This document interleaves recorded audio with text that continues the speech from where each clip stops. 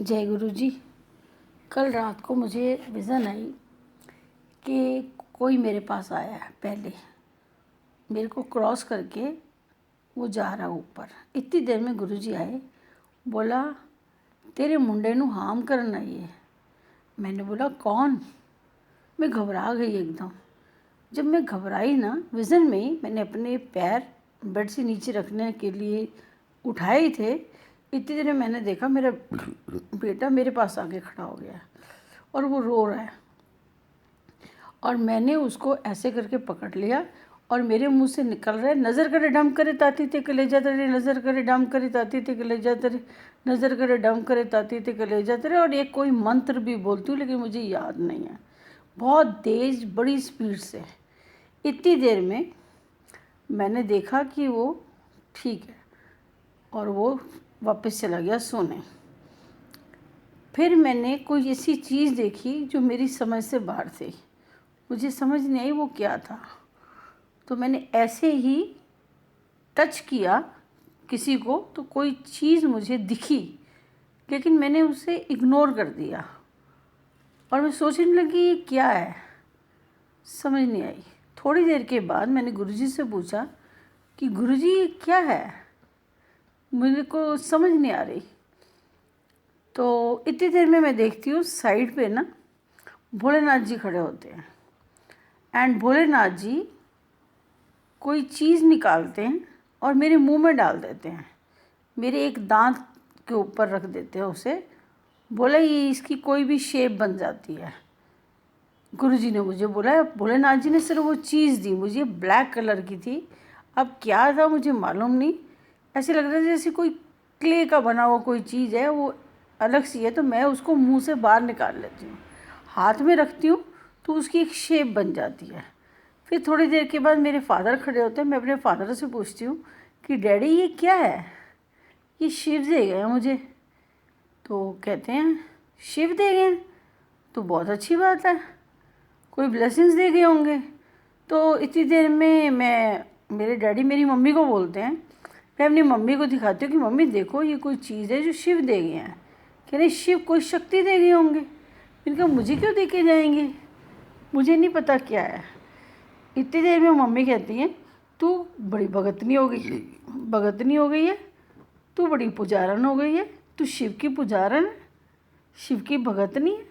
मैं कहा मुझे नहीं मालूम। इतनी देर में देखती हूँ कि मेरी माता रानी है, उसने मेरी लाल साड़ी पहनी हुई है। मैंने अभी तैयार की थी पहनने के लिए और मैंने पहनी नहीं, तबीयत ठीक नहीं थी। तो ब्लाउज़ भी सिलवाया मैंने गोल्डन कलर का, वो उन्होंने पहना हुआ है और मेरा चश्मा भी उन्होंने पहना हुआ है, माता रानी ने। इतनी देर में मम्मी कहती है तेरे घर तो गुरु बसते हैं, तो तू सिंहासन लगा दे बाहर और बस बहुत है कि गुरु बसते हैं, इतना ही पता होना चाहिए सबको। अंदर आने की किसी को इतनी कोई ज़रूरत नहीं पड़ेगी। जब पता है गुरु बसते हैं तो सिंहासन रख दे। सिंहासन ही गुरु जी जिस घर में है वहाँ बाहर सिंहासन होता है, मेरी मम्मी कहती हैं डैडी को ये कब इतनी पवित्र और इतनी भगतनी होगी, हमें पता ही नहीं चला कि साड़ी थी यानी भगत नहीं है। ऐसे बातें करने लगे, मैं देख रही थी। इतनी देर में मैंने गुरुजी से पूछा कि गुरुजी ये सब क्या है, क्या दे रहे हैं मुझे, ये क्या चीज़ है? मैं रखती हूँ तो वो मुझे लगता है चलता है, लेकिन चलता नहीं है। वो अपनी जगह अपने हिसाब से बना लेता है। कभी ओवल हो जाता है, कभी राउंड हो जाता है, कभी ऐसे फैल जाता है, कभी कैसे ऐसे कोई क्ले का बना हुआ है। बड़ी हैरान होती। इतनी देर में एक आंटी आती है मेरे घर, दो आंटियाँ आती हैं और कहती हैं आज ना गुड़गांव में सत्संग था तो हम अपने बच्चे छोड़ने आए हैं आपके पास। तो मैं कहती हूँ अच्छा बच्चे छोड़ने आई हैं। तो मैंने कहा आपको गलतफहमी क्लियर हो गई सब? तो उन्होंने कहा गलतफहमी क्या है, सब ठीक है, पर ये हुआ कैसे? मैंने कहा ये तो ऊपर वाले को पता है, पर आपका भरोसा कहाँ चला गया? आप तो पढ़े लिखे हो। मैंने कभी लूज़ टॉक नहीं की, ऐसी बातें मैं क्यों करूँगी? आपको ऐसे कभी नहीं करना चाहिए, किसी ऊपर डाउट पहले उससे पूछना चाहिए। मैं ऐसे ही उनको बोलती हूँ। इतनी देर में पीछे देखती हूँ एक लेडी है, उसके बाल ना कर्ली से हैं और थोड़े से शोल्डर से नीचे हैं एंड शक्ल बड़ी अलग सी है। शक्ल कुछ और है, बाल कुछ और हैं। दोनों कॉम्बिनेशन सेम बंदे का नहीं है, देखने में ठीक नहीं लग रही। तो गुरुजी खड़े होते, मैं कहा गुरुजी ये संगत तो हमारी है, लेकिन ये कौन है इनके साथ? तो इतनी देर में कहते हैं कोई आ गया होगा बेस बदल के, आजकल किसी का पता नहीं चलता, बेस बदल लेते हैं लोग। तो मैंने कहा पर ये करेगी क्या? हाँ करेगी। तो वो जब चली जाती है तो गुरुजी मुझे उसकी असलियत बता देते हैं। तो मैं कहती हूँ चलो अभी सत्संग से वापस आएगी, मैं उसको अलर्ट कर दूँगी। तो जब वो सत्संग से वापस आती है तो मैं उसे अलर्ट करती हूँ और कहती हूँ थोड़ा बच के रहना आप प्लीज़। मैं तो आज भी बहुत रिस्पेक्ट करती हूँ आपकी। तो वो आगे से जवाब देती है कि बिल्कुल सही है, अब हम धोखा खा चुके हैं, अब हम अलर्ट हो जाएंगे। मैं कहा फिर भी थोड़ा ध्यान रखना।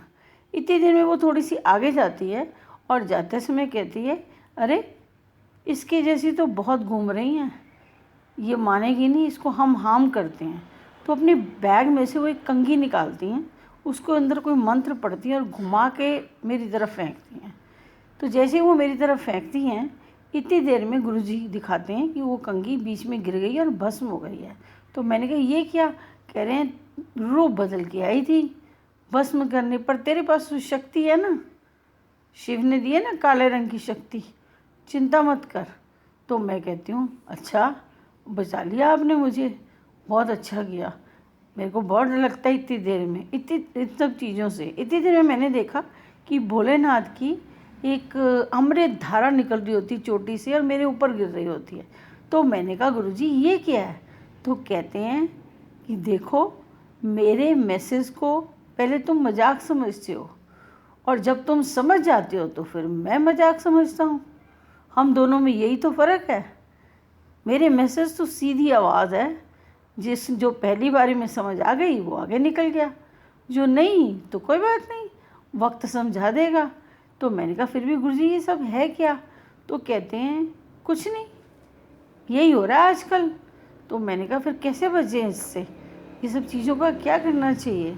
तो कहते हैं कि सत्संग कर, सत्संग सबको सुनाइए सत्संग।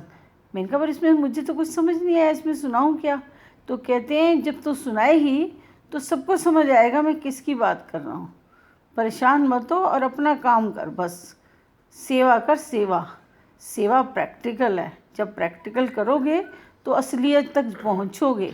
किताबें पढ़ने से कुछ नहीं होने वाला। आज तक कोई असली ज्ञान नहीं पा पाया, असली ज्ञान देने के लिए प्रैक्टिकल कर रहा हूँ।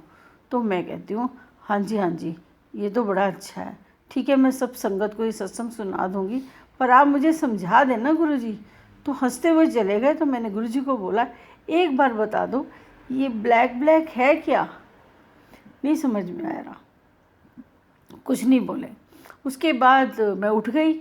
उठ के मैंने कहा सत्संग तो बहुत बड़ा था लेकिन इसका मीनिंग तो मुझे मालूम नहीं है। मैंने अपने हस्बैंड को सुनाया, कहता मुझे नहीं पता।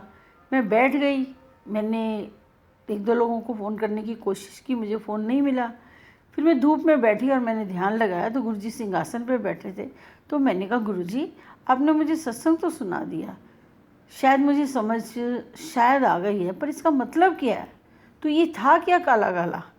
तो बोलते हैं ये शालिग्राम था। मैं क्या शालिग्राम, इसका क्या करना है?